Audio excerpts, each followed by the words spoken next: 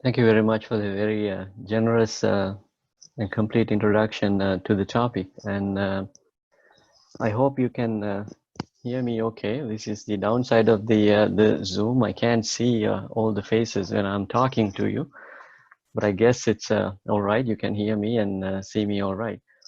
Um, it's very important to tell you that I'm very happy to see a student talking about the SDGs, Sustainable Development Goals. A lot of people still don't know. It has been 5 years since we launched the 17 goals back in 2015. And it has been a struggle, uphill battle to spread the message. And in this context, when a student is talking about this while giving an introduction, it actually gives me joy. So thanks a lot. Before jumping into the topic, I have to very briefly tell you three things. First is that this talk, I did this talk a couple of weeks ago for another audience in Colombo via Zoom, the Society of Structural Engineers, Sri Lanka. And after that, I had a conversation with Dr. Udeni Navagamur, and that led me to this. So I had to thank Dr. Navagamur for this opportunity. It's great that I had the chance to talk to you about this topic that I'm passionate about. Number two, that actually means I'm using the same slides, pretty much the same slides, maybe some tweaks here and there. Number three, I'm not affiliated to the United Nations or United Nations University anymore, but some of the material I gathered while I did my work and while I traveled around the world to do my job. So credit goes to the United Nations and United Nations University as well. Now, let me share my screen and then I think we can start talking.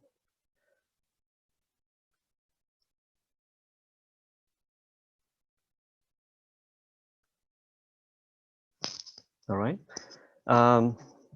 I guess I have about 1 hour. So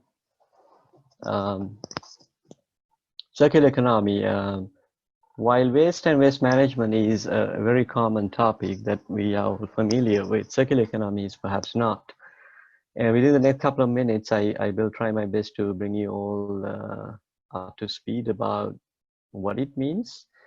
And there is more. And I usually begin with this slide or something similar to spark a conversation about what you see. Obviously, you see some waste, and probably this is a shot taken at a landfill. You see a lot of fruits and vegetables. It shouldn't be there. You all know that it shouldn't be there. Well, I mean, wasting food is terrible, but at least if you're not able to utilize it as food, there are many other things you can do with it. Examples are producing compost or biogas at least. But actually, I see much more than the waste of the food. There's a lot of material. For an example, water. To produce anything, you need water. So together with this food waste, we are actually wasting a lot of millions of gallons of water. And also energy. You need energy in the agricultural sector and any other industry too.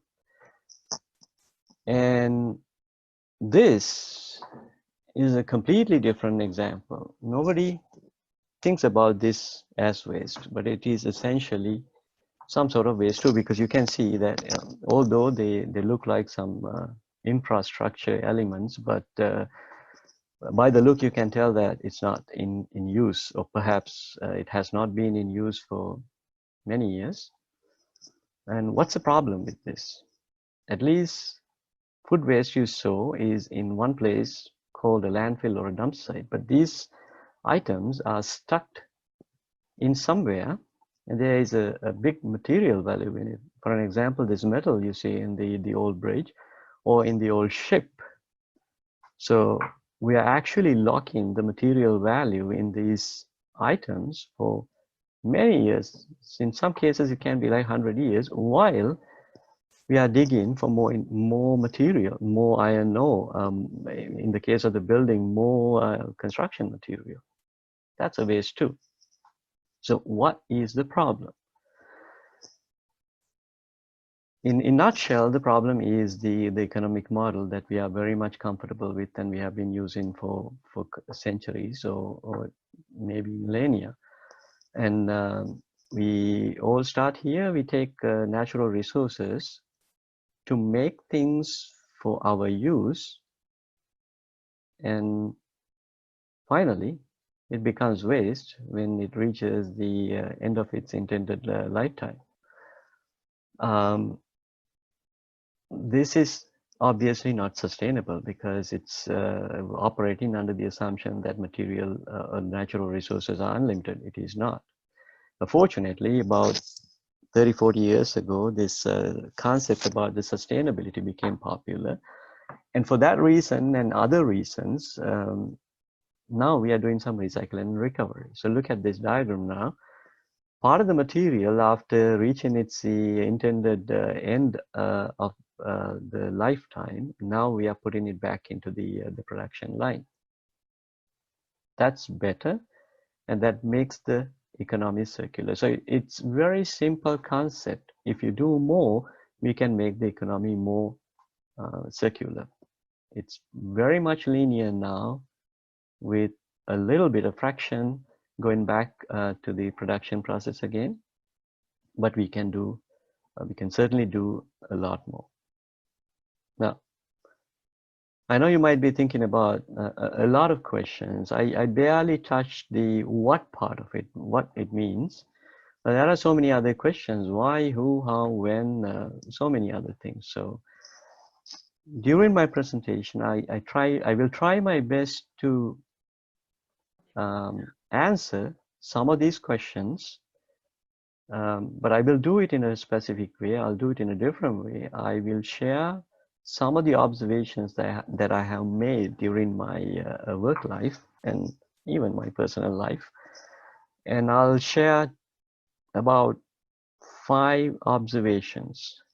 And hopefully we can self-answer some of these questions. The observation 1, circular economy, is actually already in use, but not because it's a fancy theory or something attractive, but a lot of people or countries are using it as a survival tactic.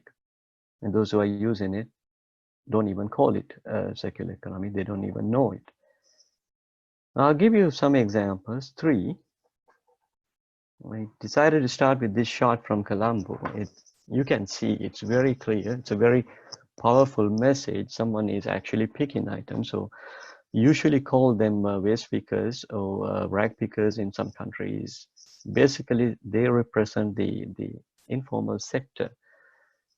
They're not documented, but it's a multi-billion-dollar industry throughout the world. They actually contribute to the circular economy on a daily basis in a tremendous way, even though they don't get any credit. What's the reason? Probably it is the economic situations. They are probably trying to support their families, but they don't think about the real contribution they do to the world by recycling or recovery. So this is circular economy in action in a very rudimentary level. I'll bring you to a more advanced level, Singapore. One of my favorite examples because of how they recycle their water. Singapore is a small country. They don't have much water resources, inland water resources. So fresh water is a problem. For decades, they have been they're importing water from Malaysia under an agreement which will expire in a couple of years, like a decade from now. So realizing this, they decided to do something about it. It dates back to 1974. They started doing research to recycle water, wastewater. I'm talking about wastewater, to bring it back to a better quality water, to bring it back to the drinking quality. And they became successful by 1998, and now the result is what you see here. They call it new water. It's a different concept. Actually, the water they produce as rainwater, it exceeds WHO drinking quality standards. So this is circular economy in action at a very advanced level.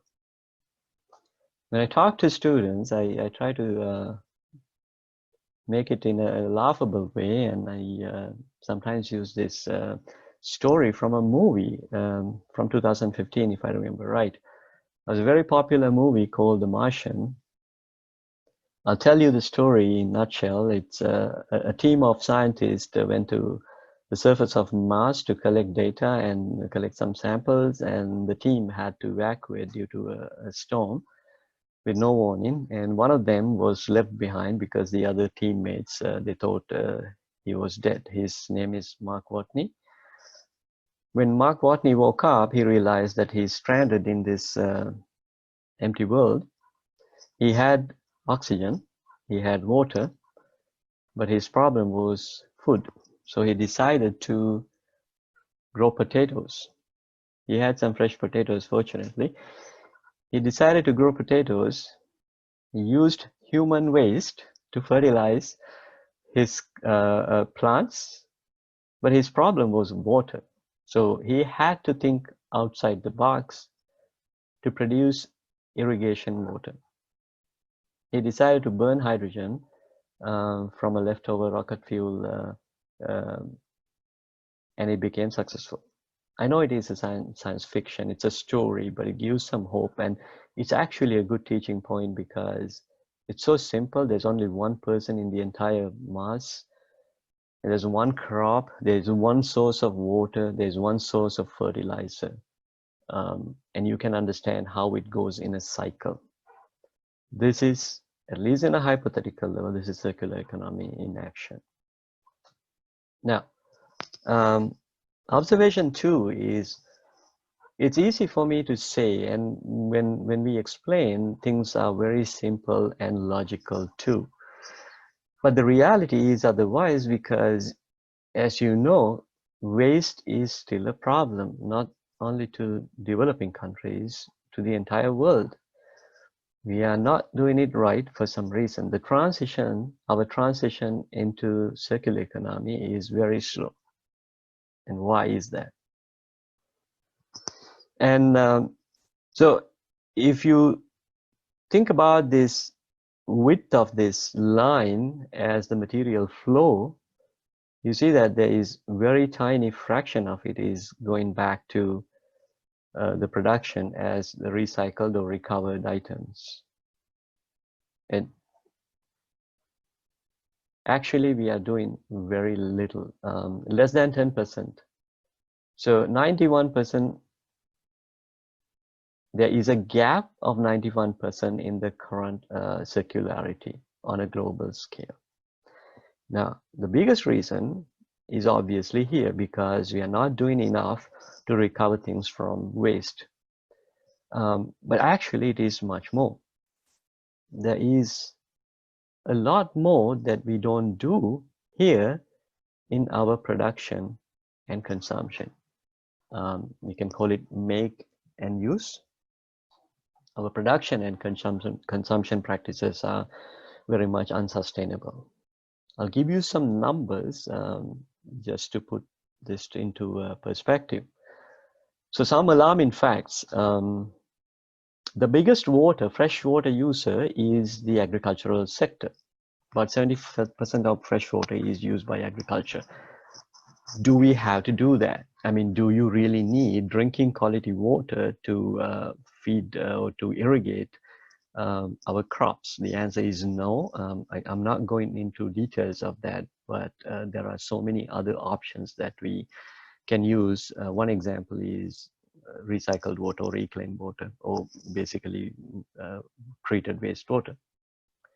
And another point is that it's very unfortunate to see that the food wastage, about 30 to 40% of the food is wasted each year on a global scale. And about 30%, and 1/3 of it, does not even reach the table. So I'm not talking about food you waste after you finish your lunch or dinner. it happens in each stage, from the agricultural field to the stores to your household. And another piece of information is related to the energy, and I'm trying to relate these three to water, food, and energy. These three are very important to the entire world. About the energy, 86% of the energy used in agriculture is actually used for one thing: cattle industry, basically beef and milk, which only produces 8% of what we eat. So you can see the uneven distribution. Now, this brings me to the next observation. So we know something is not right. We know where is the problem, and is there a solution? Actually, there is a lot we can do with the policies. The policies can help if we have the right policies. Let me just quickly bring you back to the first set of examples I talked about, the dump site. This person has a motivation because he has no other option. So when there is a driving force, we actually find solutions. In the second case too, Singapore as a country, for the country's survival, they decided to do it. They decided to put research and time and effort into it to find a solution to be sustainable. And even in the third case, the hypothetical example, my science fiction example, he wanted to basically live, and he found a solution. So when we are pushed to our limits, we actually, as humankind, we have this capacity to adapt and somehow find solutions. So policies can actually push us towards that. So I'm going to bring some examples. They're actually from 3 different continents, Asia, Africa, and South America. So let me talk about this one from South America, from Colombia. This is a place that I have actually visited and published about too. Cajica is a small municipality close to Bogota, if I remember right, a little north of Bogota, capital of Colombia. And Cajica, about 15 years ago, they decided to do something completely different from others. They wanted to run a community-supported composting program. And they changed some policies within the municipality. And then they got together. They actually invited all stakeholders. It was a team comprised of everyone: students, professionals, policymakers, and municipality people, and the waste experts. They got together and they got a plan, and they ran a little pilot program. And with that success, they started the full capacity, I think around 2008. And now it's running for more than 12 years. Now, why am I talking about it? Because compost is not a very fancy or new example, but I'm taking this as an example. They actually proved that the policies can help, and the contributions from all stakeholders is important. Eventually, by 2017, it was ranked by the United Nations Environment Program as one of the 5 best waste management programs, or basically good cities among 5 selected from around the world. And that's South America. The next example is actually from a landlocked country in the middle of Africa, Rwanda. Back in 2008, they did something very strange, brave, and bold. And they put a ban on all plastic bags, basically a blanket ban overnight. And well, a lot of people think that such an act can actually do harm than help. But I want to talk about how it actually helped the community, the country, and its people to think outside the box to find other solutions. This gentleman standing in the picture used to be a nurse, if I remember the story right, and he decided to use this as a challenge and opportunity to start making paper bags. He's only one of them, and the country has become an example, a universal example of paper bag industry. It has become an example to the entire region too. So it's completely, it's a different example, completely different from what we talked about from Colombia. This one is from the region, Pakistan, and those who have seen weddings, at least in Bollywood movies, you have seen the extravagant wedding ceremonies in the mainland continent, subcontinent, attended by so many, and food is the main thing, and they usually offer a lot, and the wastage is very high too. So Pakistan realized this, and back in year 2000, they passed a law to make a policy. It's called one dish policy. It's kind of misleading. When I say one dish, someone can think that, okay, you can only eat rice or meat. No, it is not. It's one dish from each category. So for carbohydrate, it's one dish, one type of rice maybe, or one type of bread, one type of meat, one type of dessert, and so on. And I think they allow like for 6 items. It's actually a very nice thing if you think about it. And they went beyond. Later, they realized that people are hungry between 6 and 8 p.m. And if you can feed them and finish the ceremony early, you actually minimize the food wastage. Plus, if you can finish by 10 p.m., you can save energy as well. So in some cities, including Islamabad, in 2018, they started this other law which requires all wedding receptions to end by 10 p.m. I've never been to Pakistan, so I cannot independently verify. And the literature on this is actually debatable too, but I think it's a very brave step to take. And it's definitely the right way to think. If you can enforce it in the right way, I think it will bring the right results too. Now, so policies can help, and I gave you some examples too. But next, do we have the policies? I mean, not all countries or all municipalities or all cities are capable of doing policies or thinking about the right policies or crafting the right policies. So do we really wait until someone comes up with the right set of policies and give it to you in a golden plate? Well, no policies yet is no excuse. Actually, innovation can make a difference. If you bring innovation, policies have to catch up later. I found some interesting examples throughout my travel. It might be hilarious to look at all these examples because they're very simple examples, and I've seen all of them while I was traveling. The first one, I'm showing one of my boarding passes from 2016, if I remember right. And one thing different about this boarding pass is that it has listed all 3 segments that I took to travel between Dresden, Germany, and Colombo, Sri Lanka. One boarding pass for 3 travel segments. Why is this important?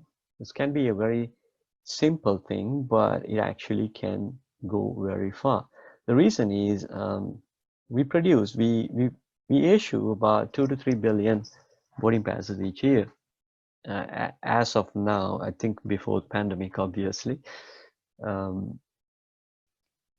And some airlines are actually using electronic ones, but it's very difficult. You can see that even if you have an electronic boarding pass, when you reach another country, there's a good chance that you will be given another printed boarding pass.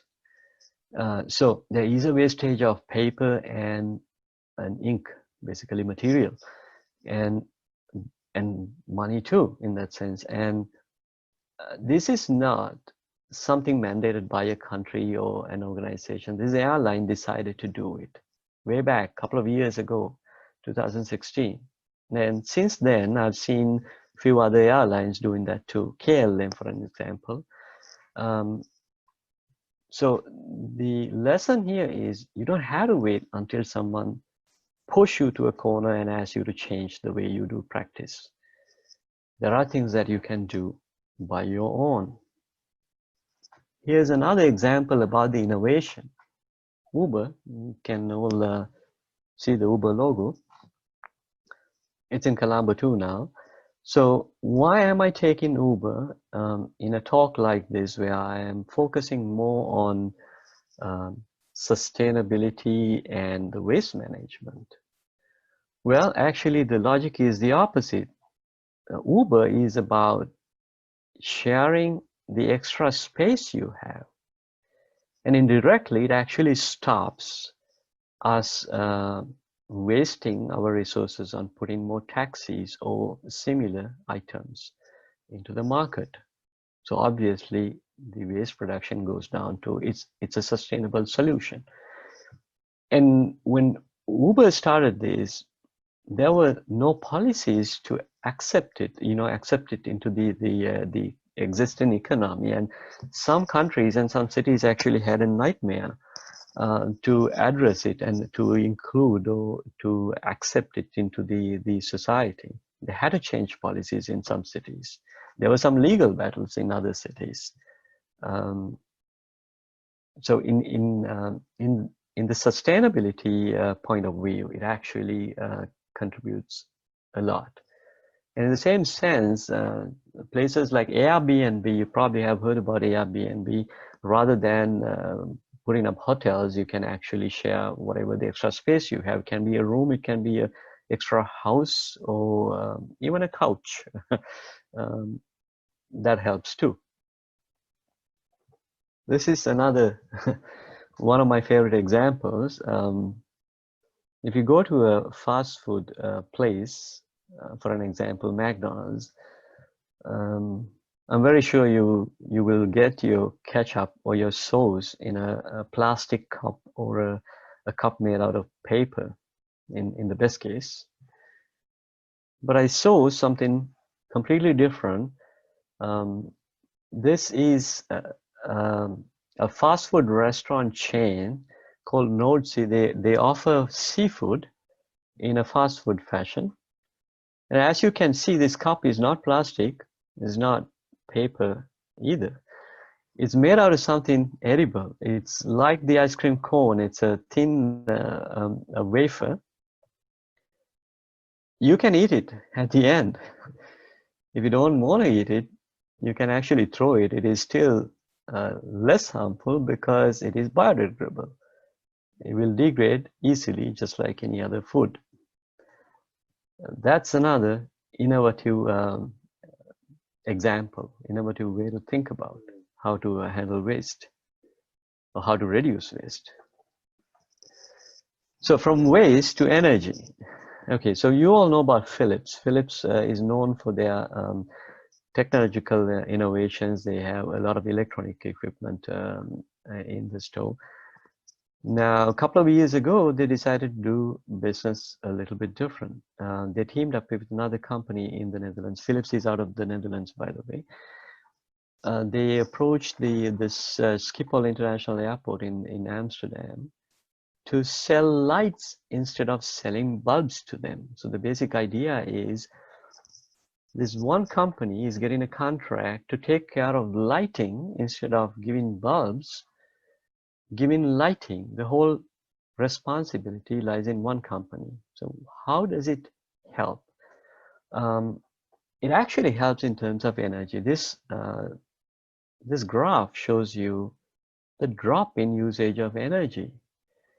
The reason is simple, because now the lighting management is centralized. So this company is able to understand, or they can actually do it in a better way. They know where the light is needed the most. They can control the usage of lighting, and that way they can actually reduce the usage of energy. So there's one drop, immediate drop of energy consumption because of that reason. There is a second drop after a couple of months. That's because they are able to collect data over time, and now they can do further enhancements. So this is another unique way of looking at reducing wastage or improving how we use our resources. My last example in this set is actually from Sri Lanka. So even if I don't tell you that it's Kandalama, you know it is Kandalama. Now, why am I talking about a hotel and why am I talking about Kandalama? Okay, so it is different. It's a different design. It's unique. It's world famous. Okay, well, that's all true. But I'm talking about this because how it happened. The hotel was opened back in 1993 or 94. I don't remember the exact year. And interestingly, Jeffrey Bauer, when he designed it, he used a lot of concepts of sustainability. He put sustainability into thinking when he designed it. An interesting point is sustainability as a concept was very immature back then. It was in its infancy, but yet it became a world-class example. And we know about it because it's in Sri Lanka, but a lot of students around the world, architecture students, are actually studying Kandalama as a case study. And some of you might have heard about the LEED certification in building construction. If you do a sustainable construction, a sustainable building, you can ask for LEED certification. It's a big deal now. And Kandalama apparently became the first hotel to receive LEED certification. It's not only the first hotel, it's actually the first anything outside of United States to receive LEED certification. So there are actually examples around us to how to benefit from this concept, and also some living examples of how it works. Okay, well, just to make it a little laughable again, I'm bringing back Mark Watney again to the discussion. Now, did he use any innovation? Yes, he did, because of the way he produced water. He burned hydrogen, and you know that he's living on the surface of Mars thanks to a small laboratory. So burning anything in a laboratory is a big no-no, and essentially it was a big no-no to NASA too. But he had no other option, so he decided to do it anyway, and eventually NASA decided to help by giving him instructions to do it in the right way. You can see this shot. He got nearly killed himself while trying it, because it was a trial and error process.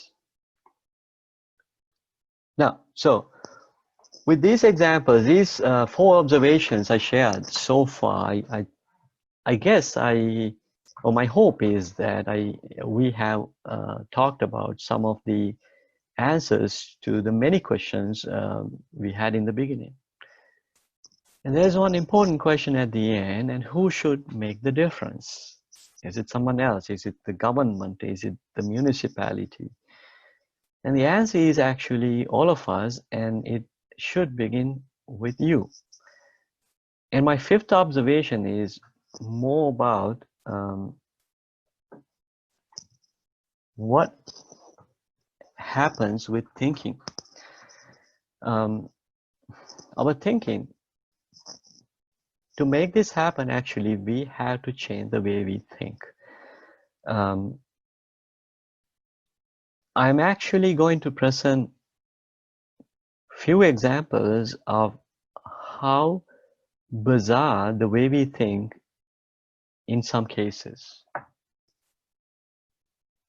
We have an unbalanced perception. We pick some options over the other. Even within sustainability, we pick one over many others, and we disregard few that should look like equal in the big picture of sustainability. So in a way, we are being hypocritical.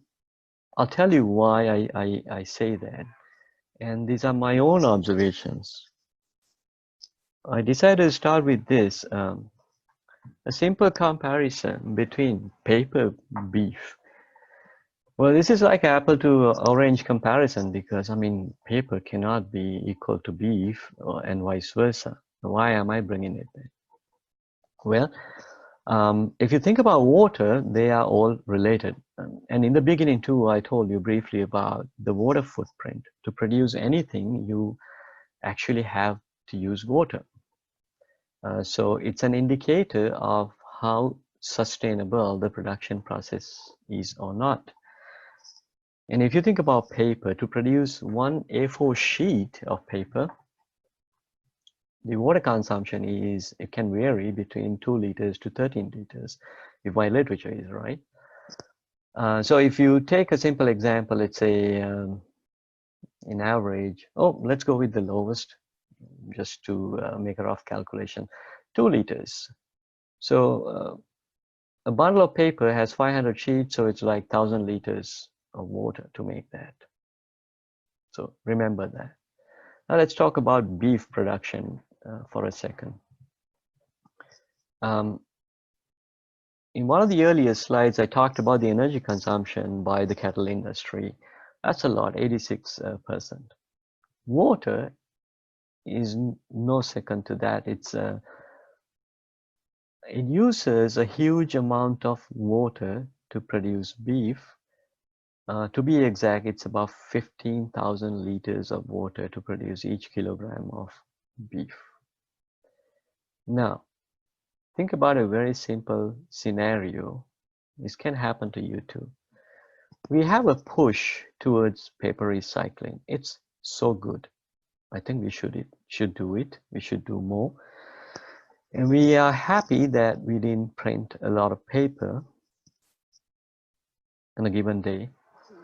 And at the end of the day, we go home and let's say we eat beef.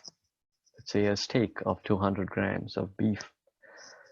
200 grams is 1/5 of a kilogram. So 15,000 liters is for 1 kilogram. 200 grams, it has to be 1/5 of it, 3,000 liters. You just consume 3,000 liters of water indirectly if you look at the production process. And to have the same impact, you actually have to use about 3 bundles of printing paper, 1,500 sheets of printing paper. I'm not saying we should stop recycling. No, we actually have to do it. It's one of the few examples we can brag about now because I think about close to 60% of paper is recycled now. But I'm talking about our unbalanced perception. I'm talking about the relative impact. And there are things that you can do to make a better impact. Beef is actually notorious about the water footprint. There are so many other meat. If you're a meat lover, there are so many other things you can eat, like even lamb is like half of that. And everything else is a fraction of it. Vegetarian options are the best. Even if you want meat or plant, the animal protein, there are so many things that you can consume without making a huge impact on the water footprint. Now, I'm bringing back Singapore again. So we talked about Singapore's new water solution, which is very attractive and very advanced. We should all give credit to the country for that and its people. However, anyone who has visited Singapore might remember this. The usage of plastic is very high. And if you see this infographic on my right-hand side, it's called a nation of plastic. I'm not saying this. Actually, it's by one of their own environmental authorities. They realized it too. So look at the unbalanced perception. Because there is a driving reason to make water recycled, they do it, they excel at that.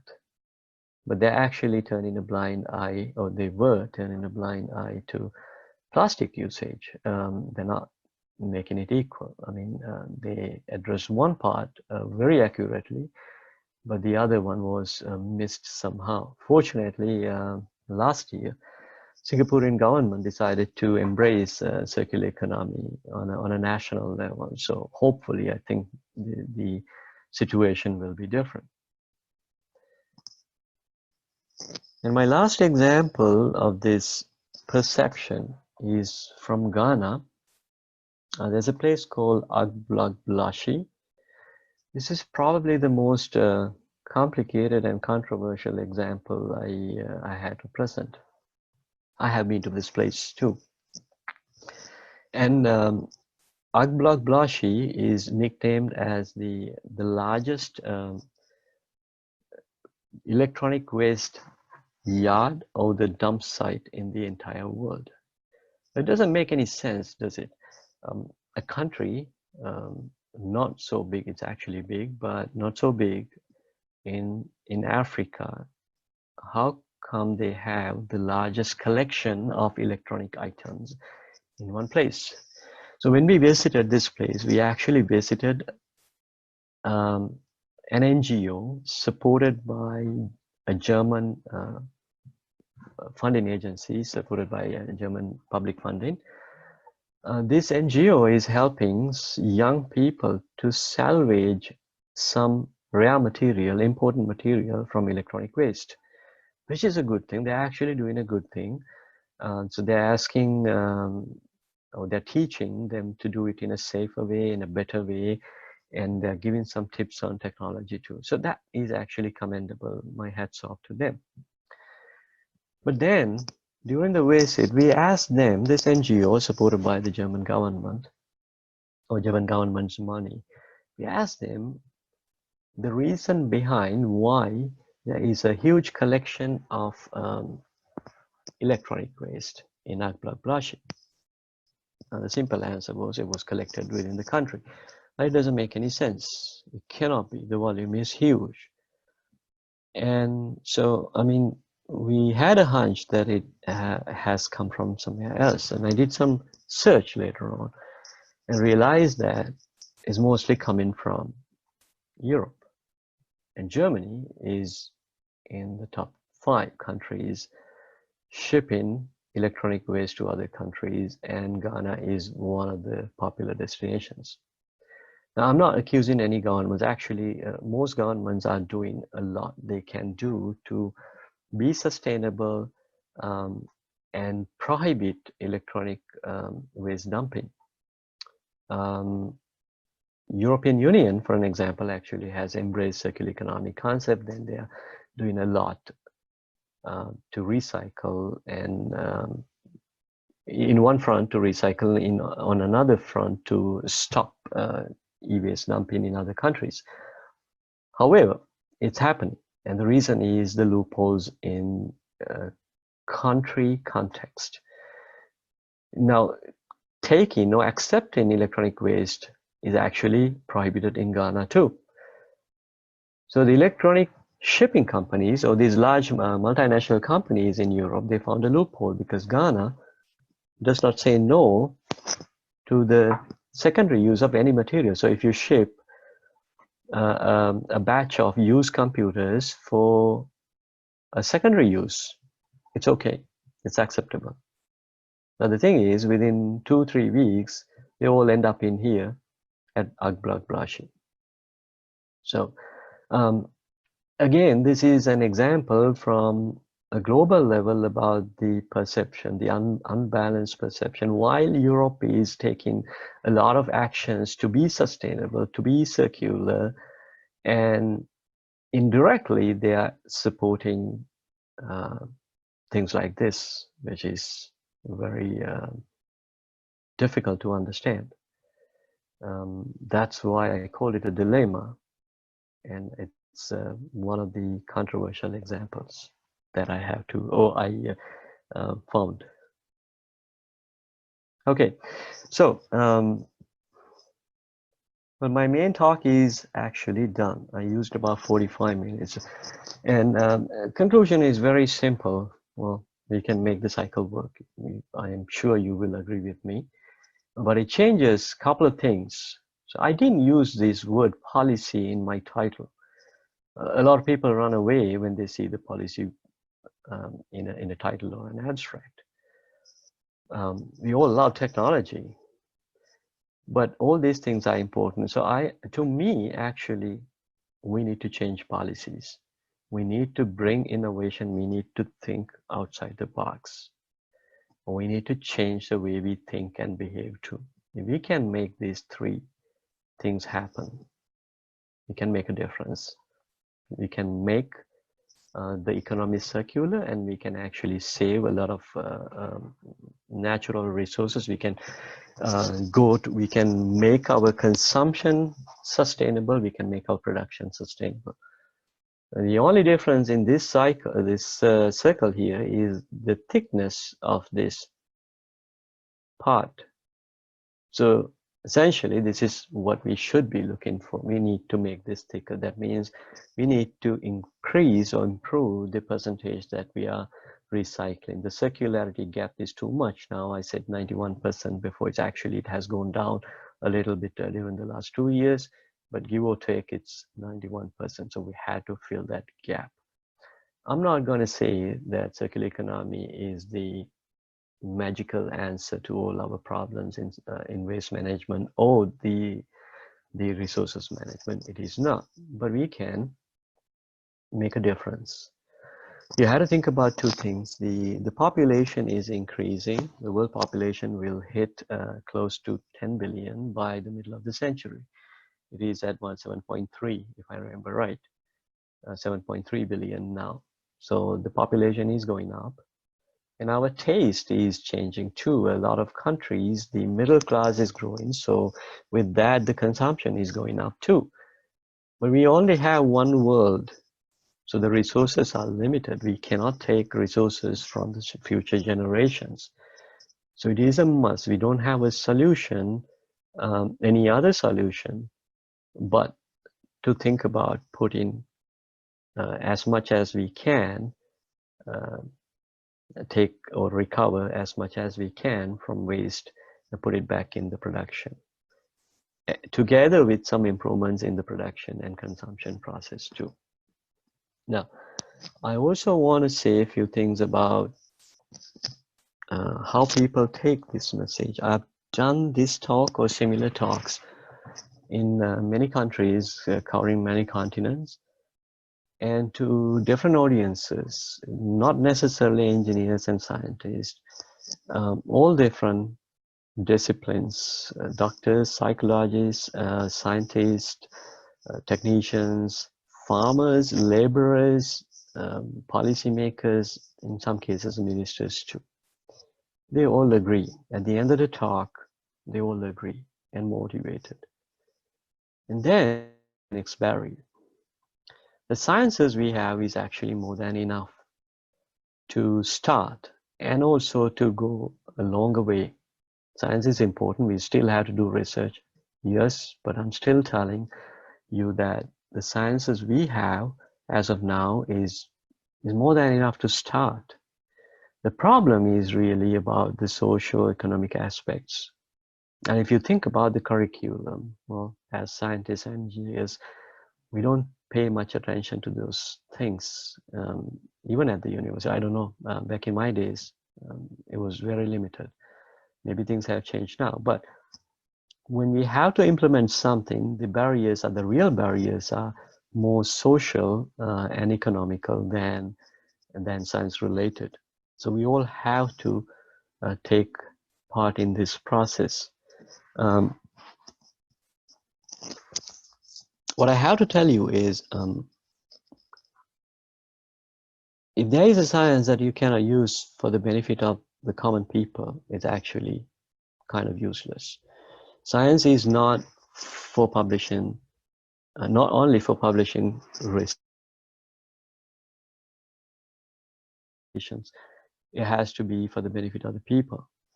So my request from you is that if you believe in this stuff, share it, talk to others. If I heard it right, I think this presentation is or will be available online. It's been recorded. Share it with anyone who might be interested. If you find people who are not interested in the topic, try to talk them into it. And every bit helps. And what matters is our thinking. And at least if there is good leadership with right thinking, we can make a big difference. I guess that's it.